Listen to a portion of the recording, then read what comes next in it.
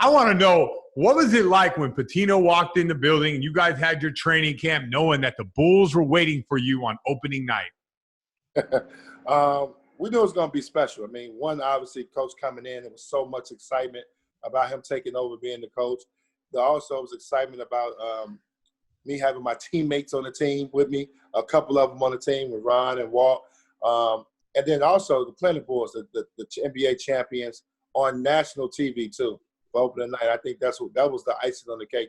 It been on national TV. But for me, being a childhood, Bulls fan and going against the Bulls, obviously I got over the shock after my first year of playing against them. But I was excited because I felt like we had a better team.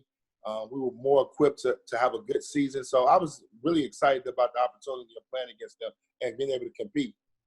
And what was camp like with Pitino? I know there's some talk about college systems and pressing and all that. Was it going to be like that? Camp was really, really hard because it was something that most pros were not used to. I was used to it, and I was only 1 year removed. I kind of knew what to expect. But a lot of guys didn't. It was pressing after baskets, which you don't really get in the pros. The extra running, the demand on the defensive end was extreme. So it was a very tough camp, and coach was more serious about getting in shape and being able to play the style if he chooses to do that in the pressing style. And we did that early on. We wanted to be young, athletic. We wanted to force turnovers, and it made for a really, really tough camp. But the reason why I was able to handle it for me personally is because I was only 1 year removed from him. So I was able to handle it a little bit better than some of the other guys. Yeah, speaking of that, you're in your second year, and I went through and read some articles. There was a ton of expectations for you. You haven't been an all-star yet, but everyone was slotting for you to be an all-star, for you to be the next Celtic legend. Like, was that hard your second year to handle that kind of pressure? It wasn't hard. I kind of embraced it. I think it was good for me. It was good pressure to have. I think obviously record-wise, the year before we only won, I think, 15 games. So we wanted to improve. I think what it was we wanted to go to 15 to be a more competitive team. And I finished up my rookie year really, really well. So I had a vote of confidence going into my second year. So I embraced it, but I knew it was going to be tough. But hell, being a Celtic and being a six pick, you gotta follow too many people. My workout was ML Carr, Casey Jones, Dennis Johnson, Larry Bird. So the pressure was already there. Red Auerbach was still around, Tommy Heinsohn. So you already knew when you came in to be a Celtic, you was going to have to perform at a high level. But I was good after my first year because I finished so well. It made it a lot easier for me. Now, a lot of expectations on a guy like Chauncey Billups coming in, but I watched this game. He came off the bench. Chauncey Billups became a great player for Detroit. It did take him some time in a lot of different stops. Did you guys see what Chauncey could have been when he was such a young player? I love Chauncey. The reason why I loved him because he was a big guard that could shoot the basketball. He played the game with very good pace. I thought he could be a star in this league. I thought we meshed really, really well. I thought he was going to be a great complementary guard. Unfortunately, it didn't last long. Pitino had Kenny Anderson was a kid that he saw grow up and play in high school and I guess recruited him. And the opportunity came. Kenny was kind of finishing up his prime of his career, kind of going towards the tail end, but coach loved Kenny Anderson.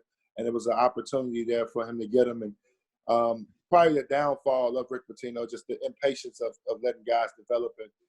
And he wanted to win right away. You got a chance to spend a little bit of time with MJ. When was the first time you ever met him? The first time I met him was in 96, right before the first day. We actually met him and had a conversation with him. It was in 96. We actually played them the first game of the season in 96 as well. And that was my first time of having the opportunity to meet him and talk to him during that time, during the game and everything. Before the game and obviously trash talking, they talked during the game. But that was my first time. But my relationship grew over the next 5 years. And obviously in the fifth year when he decided to come back out of retirement, I got an opportunity to really, really get to know him and work out with him and become a really good friend of his. What were those workouts like? I mean, you're growing up, gotta love MJ being a Chicago kid, and all of a sudden now you're trying to help the GOAT get back to his old form? It was surreal for me. It was one of those moments that I think any player that played in the league would love to be a part of.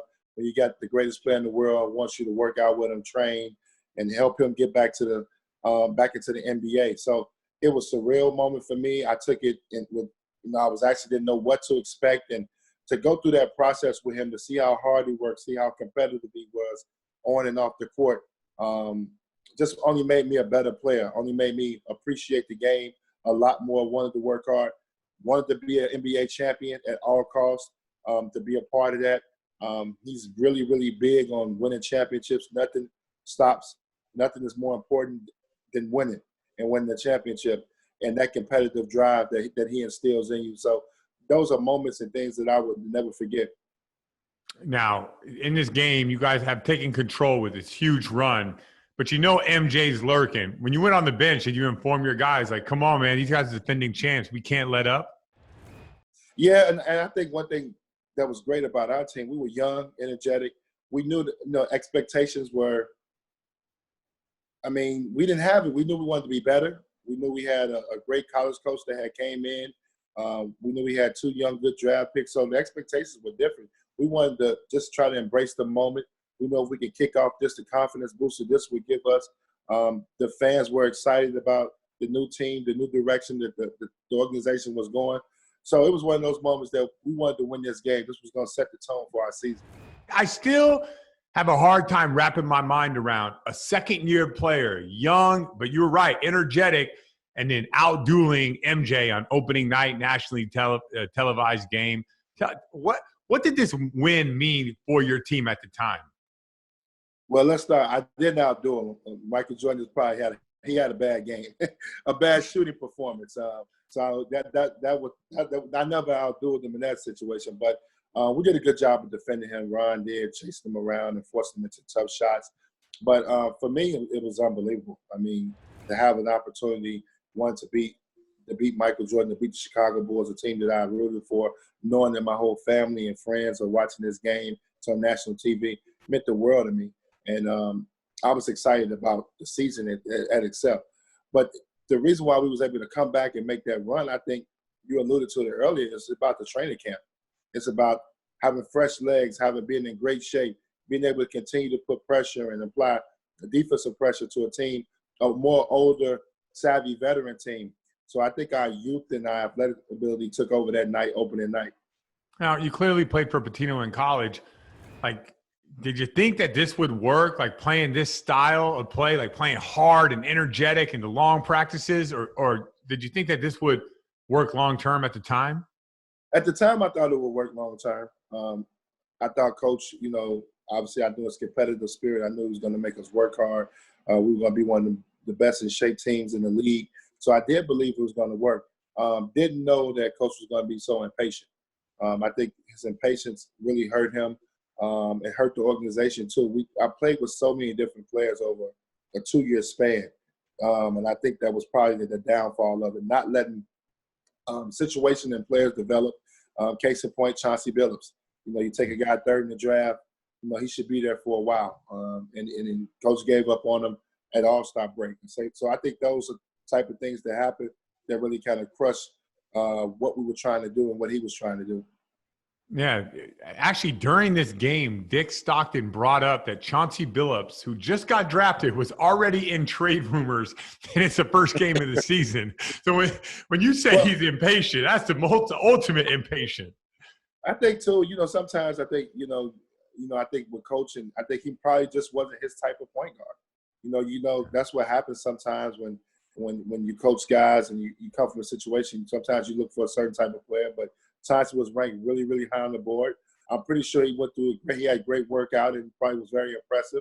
But at the end of the day, you go through a full training camp, you get a guy every day. He probably just wasn't that type of point guard that coach was looking for. Yeah, it's a little bit strange to see the Chicago Bulls opening up on the road. Like in this environment, it's always championship night. You get your rings on your first game. I was a little bit shocked by that. Was that even in the conversation back then? No, it wasn't in the conversation, but it was weird. The year before, they opened up on the road too against us.